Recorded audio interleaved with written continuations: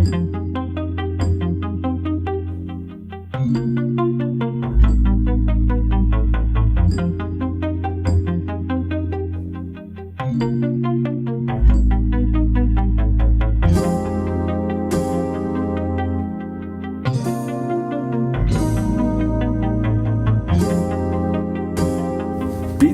first of all, thank you for coming. Pleasure. We are here in London in the very nice hotel called Number 16, and we met each other some month ago in France, in Saint-Tropez, where we had the pleasure to share a conference. So, if you talk about Saint-Tropez and the Fast Forward Forum, what does it mean to you right now? After the event? After the event, yes. It means a huge amount. Yeah. We were just talking about this, we seem to have formed a bit of a family. Yeah. And it's quite easy to say that. It sounds a bit cheesy, but it was an uncomfortable event, and I came away from it quite different actually than the person that went in, and I mean that sincerely. It was a really wonderful weekend. I had no idea what I was going in for, or what we were planning, or how it was going to pan out. We threw all the pieces up in the air, they landed, we all did our jobs and made some friendships along the way, and I think the ripples of it are still panning out across the lake. It's quite a wonderful thing. So tell me something about your expectation before, because we had the short phone call. Yeah.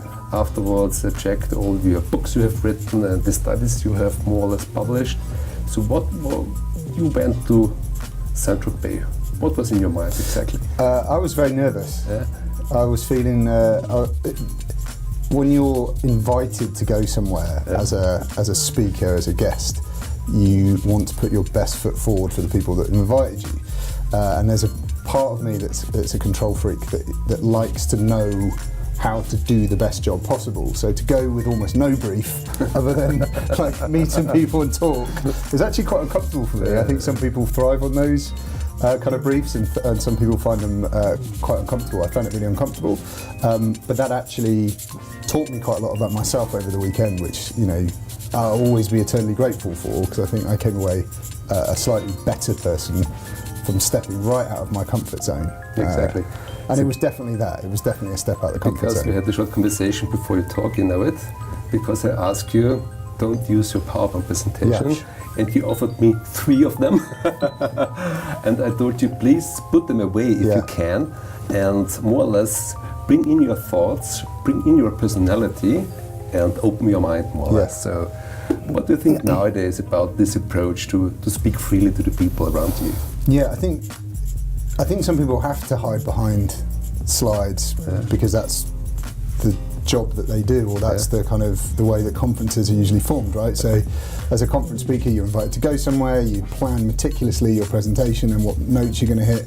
It's a bit like a set list at a gig, do you know what I mean? Whereas I think what you were inviting people to do was be much more like jazz musicians, where you just turn up and ad-lib. You're not a pop star today, you're a jazz musician, and I think it certainly wasn't the sort of conference that I'm used to doing, and I think that was a really good thing.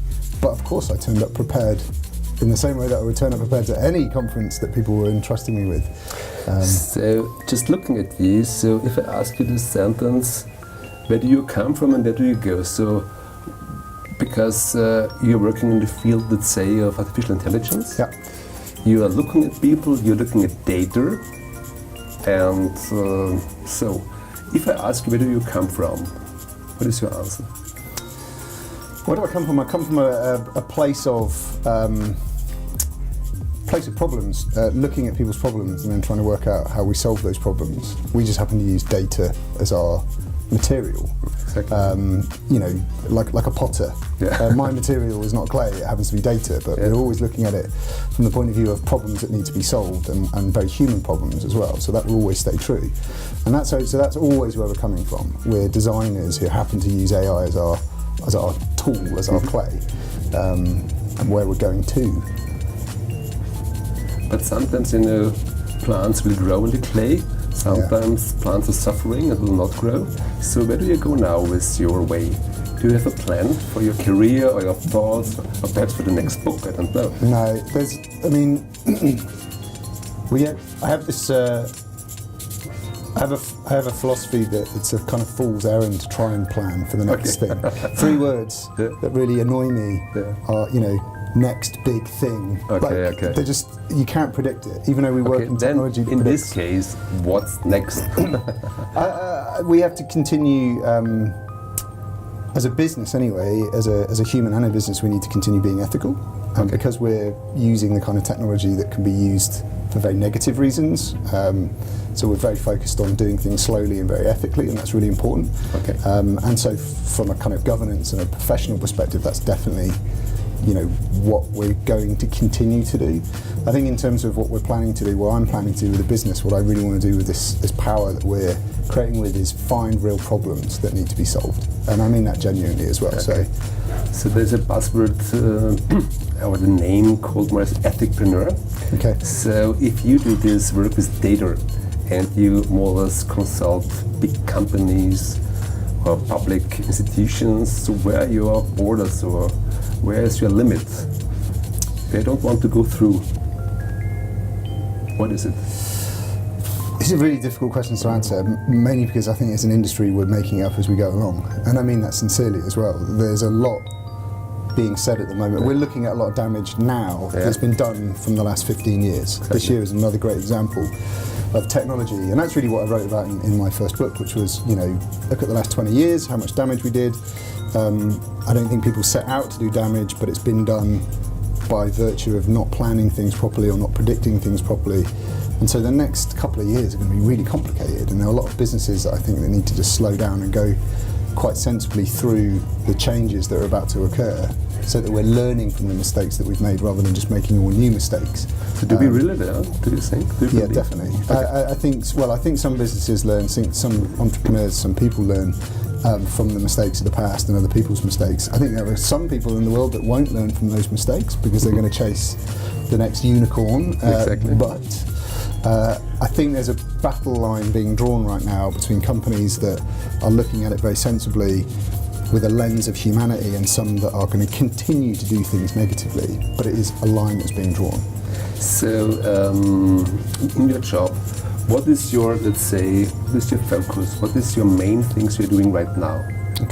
So we've got clients, we've got 2 types of clients. We've got clients who are starting out on journeys and they're trying to work out what the problems they are, dealing with what the problems that need to be solved that data and AI can fix for them, and we're helping them find those problems. We're doing a lot of work at the moment with charities, especially in that space, because they are, for all intent and purpose, analog businesses. And so that's really interesting for them to look at the technology that we're producing and say, okay, here's a bunch of technology that if we plan it properly could make us reach audiences that we couldn't reach, or reduce the call times that people suffer trying to get help. And that's amazing. And then we've got a whole bunch of businesses that we work with who have gone through huge digital changes that are now stepping back and saying, could we have done that better, or can we start to do that better? That we're starting to hone in on where AI, data, machine learning can really help businesses that are already well established. So we're on 2 ends of the spectrum.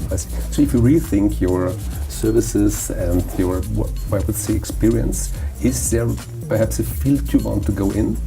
Is something missing in your, I don't know, in your work, in your consulting? It's not, I don't think there's an industry or a field that we've not started to look at yet. What we're desperately passionate about is this conscious capitalism model. So solving charitable third sector problems for real people and industrial problems for corporations, but how can we bring those 2 circles almost to overlap so that we get the corporates solving the problems for the charities and the charities delivering problems to the corporates, and sort of bringing the 2 sides of this equation together. And that's part of the business philosophy, that's part of the mission, is to try and bring those 2 circles closer together. And so that conscious capitalism philosophy is something that we're deeply passionate about, that this year and next year and the year after are really kind of big drives for us. I see. So if you look at the public sector nowadays, you are based in London. So what do you think about the public sector in this field? Because there's a lot of data all around. Yeah, well, they're in the middle, aren't they? So they're trying to solve big challenges and big problems. We actually don't do much work in the public sector, mainly because it's incredibly complex to get in, but also when you're in there, I mean, hugely bureaucratic, hugely complex. The kind of data that the public sector have collected, actually they should probably just find a way of getting rid of it and starting again. But trying to tell bureaucrats to start again is really complex. They should come on the Fast Sword Forum, some politicians, and start learning, and you know, Home Office officials, and start learning that they could probably do things differently. I see. We keep, every time we've done work anywhere near the public sector, we hear the line, "That's the way we've always done it." Yeah. And that is like the biggest killer That's for exactly. for That's one of the invention. trends. Exactly. Yeah. Forget it. Yeah, so let us come back to our Fast Forward Forum in Saint-Tropez. So we are speeding up now. So let's say artificial intelligence and the social aspect of it. So what are your thoughts about that? It's going to have a huge social impact in terms of what it's going to do for people, but then I think there's going to be a huge social backlash as well. I see. So there's two sides to this argument. There are people from the public's perspective who are very scared of it because they don't understand it. They don't understand it's just algorithms and collaborations of code and, you know, efficiencies and optimizations that we can apply. It's okay, let's do it. I'm just a normal citizen in London. Yeah. We are meeting in front of an elevator. I ask you, what the hell is AI? Machines that can process problems like people. I do not understand. Please repeat it for me again. Yeah, You know? exactly, like an Alexa. The Alexa, Please exactly. say it again. Yeah, exactly. I didn't understand Okay, that. now you're Alexa. It's a good example. So, but people think Alexa is AI. That's the problem. You know, that's an interface. it's an interface for sure. The you know, answers come out of, but it's a good analogy. I see. It's a good analogy. So, and the other part of this social aspect, what do you think about that? Because the impact of this data business and artificial intelligence, the people don't know. They are guessing. They have fear more or less. And so what is your argument to help them to understand it better? Well, I think people need to understand that it's not a scary thing. It's been around since the 50s. Yeah.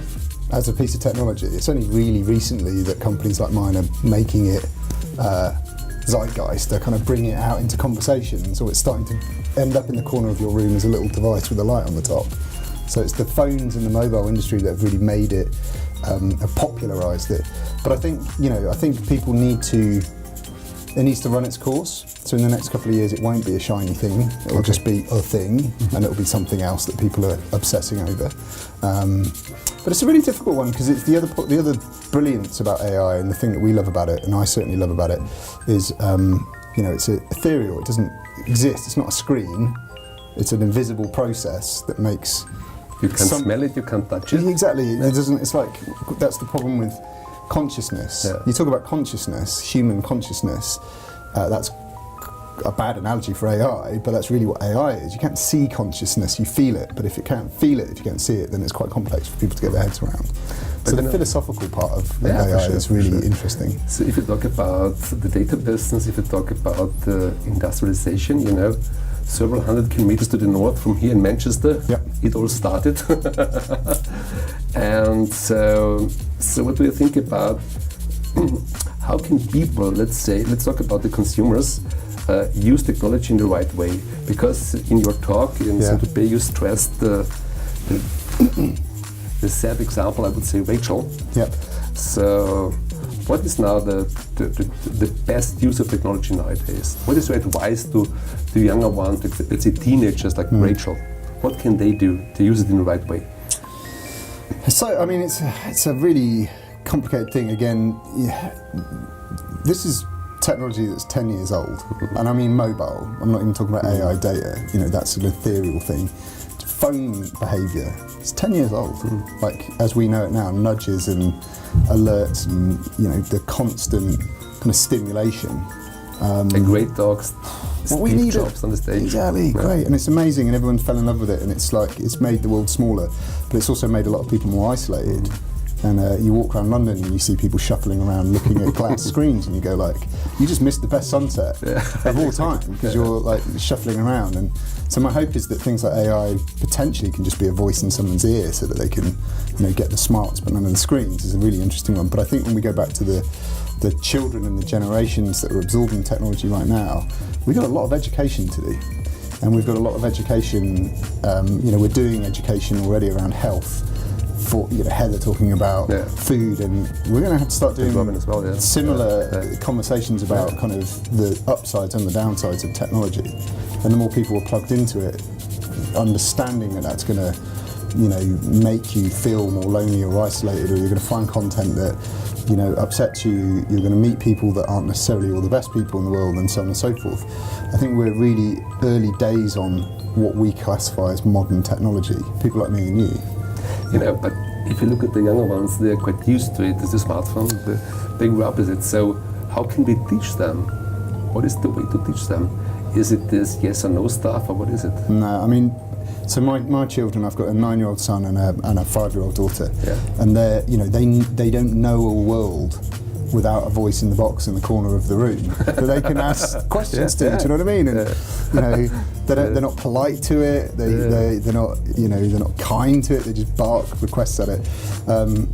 And we as parents have a job to do, and teachers and technologists have a job to do, to, I think, try and create the right kind of behaviours using that technology rather than encourage negative behaviours, especially when children and teenagers and so on and so forth don't understand a world without it. How quickly we come to expect something that did not exist 10 years ago. I just find it remarkable. Really remarkable. But I think that's a technical thing, because 30 years ago we had no internet. Now everyone is used to it. 10 years ago the smartphone started, and now what is the next step? I'm thinking about this tipping point of technology nowadays, because we're using the smartphone too much, more or less. We are connected 24/7, we are working 24/7, we talk to each other using interfaces between us, although we are sitting next to each other. So we are bringing people together and we are separating people in the same way, with the same interface. So if you look at your kids right now, how do you teach them to use the smartphone in the right way?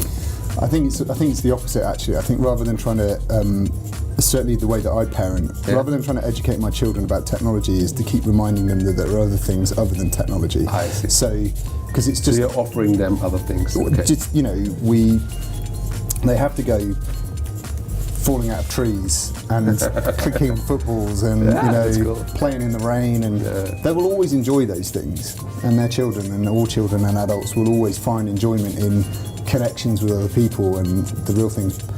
But I think you just have to remind them probably more. Let me ask you a private question, Okay. Who is the first of your family going out when it's raining and playing football? Is it you? Me. Exactly. I'm living vicariously through my children. I remember a world without phones. Yeah, for sure. I was one of the first in my social group to have a pager. Wow. So, That's and cool. that was, I thought I was the coolest, back, but no one messaged me because no one knew how to use it. I was the first person. I was the first person with a phone that could text, and getting that first text message. So I kind of remember that old world before I started working in the new world. My kids don't know that. So I still mourn for some of those lonely times, and I still mourn for some of those moments where we weren't always connected, or I had to get on my bike to go and play with my mates. Let's jump into the next topic. That's the book. The book Fast Food Files was done very quick, very fast, like fast forward is all it is. And your chapter is a pretty nice one, and it fits very well to the other topics.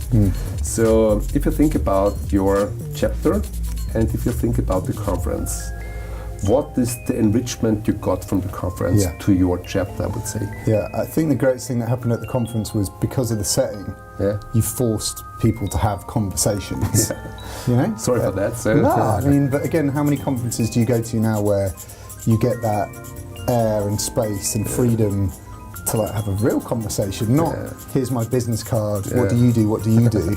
Those formalities are over quite quickly at Fast Forward Forum, and now suddenly you're finding out about people's personal lives and their families, and so it really inspired me to say, okay, one of the things we can do with the kind of technology that we build, that we deal with, is encourage better conversations, or more purposeful conversations. So what is a conversation, and how can we help design better conversations? So the chapter was really inspired by the conversations that I had in Saint-Tropez, by breaking them down into the component parts of what made those conversations so wonderful. It was so funny because we spent together some minutes on Sunday morning, because you left to London, and so we were drinking a very small cup of coffee, and you told me, listen Heimer, I'm so inspired right now, I will take the plane and I will set up a pod to gather all these summary thoughts for the next day. And it was brilliant because more or less you left the plane and the pod was on, and Monday, the first day after the conference, the people were feeding and typing everything into your pod, and then we had this more or less Google Doc with the first results. This was brilliant work from your side. I mean, one of the things that we do are train machines to ask questions, so that's why we can do it so quickly. So we basically tell our machine what questions to ask people, and then we analyse the data.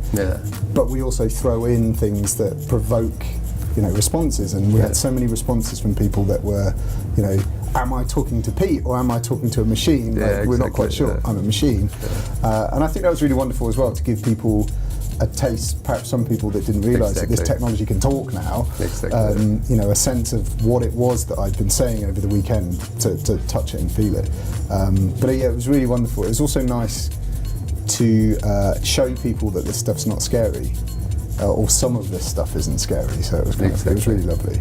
But I think to read your own words in this pod, that's exactly convincing to people, because you see what are your thoughts, my thoughts, the thoughts from Heather and so on.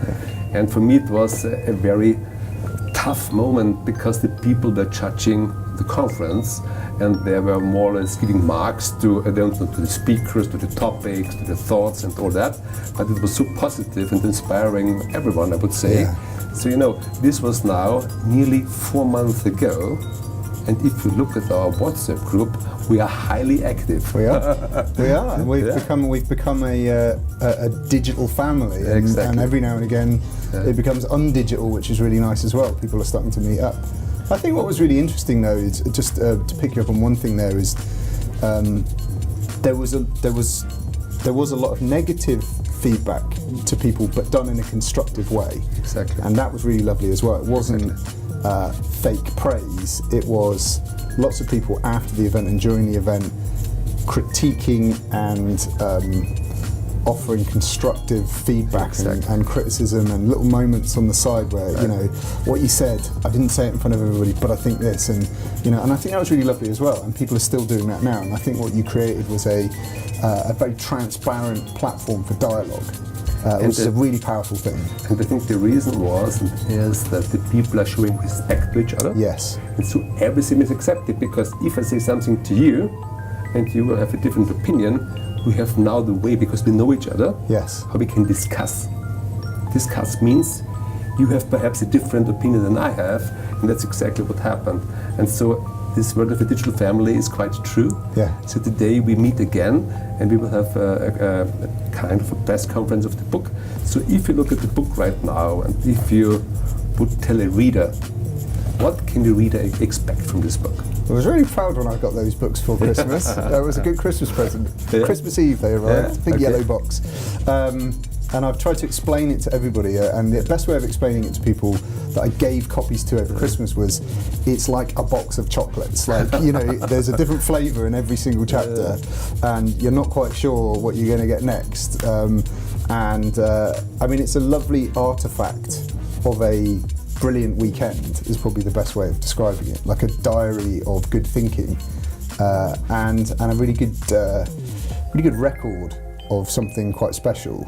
It's not a book that people are going to pick up and read every day, but it's definitely a book that I would say people are going to go, I've got to go and read that chapter. Remember that thing? Oh, I need to learn something about veganism. Oh, I need to go and pick up that book, or whatever it is. So I think it's a brilliant artefact. It was done really quickly as well, wasn't it? I can believe it. Good things are always done very quickly. Fast forward, that's our main principle of all. So thank you so much for this conversation.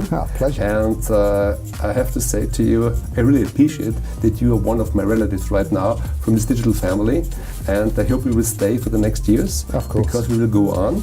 So Pete, thank you so much for giving me your time. It was a pleasure as always.